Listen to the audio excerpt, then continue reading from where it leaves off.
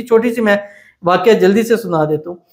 آپ علیہ الصلوۃ والسلام نے فرمایا کہ قیامت کے دن ایک شخص ہوگا، اس کے پاس نیکیاں بھی ہوں گی اور اس کی بدیاں بھی ہوں گی، لیکن اس کی ایک نیکی کم ہو جائے گی۔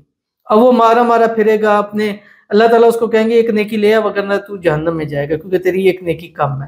اب وہ اپنے ماں کے پاس جائے گا، باپ کے پاس جائے گا، بیوی کے پاس جائے گا، بچوں کے پاس جائے گا، دوستوں کے پاس جائے گا، رشتہ داروں کے پاس جائے گا، ہر ایک بندے کے پاس جائے گا، یار مجھے نیکی، ہر کوئی کہا میں اپنی نیکیوں کی پڑھی، ہم تجھے کہاں سے نیکی دیں۔ وہیں ایک شخص ہوگا، اس سے پوچھے کہ بھئی کیا مسئلہ ہے، کیوں تو پھر رہا ہے؟ وہ کہتا ہے کہ یار میرے پاس ایک نیکی کم ہے، اللہ نے کہا ایک نیکی لے آ جنت میں، نہیں تو تو جہنم میں جائے گا۔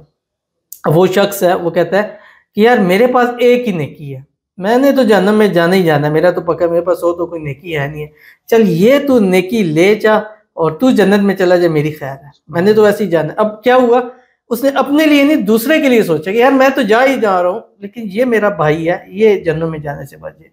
اب اللہ تعالیٰ تو یہ ساری چیز دیکھ رہے ہو، بھاگتا بھاگتا یا اللہ میری نیکیاں پوری ہوگی۔ اللہ نے کہا ہے کیسے پوری ہوگی، کس نے دی؟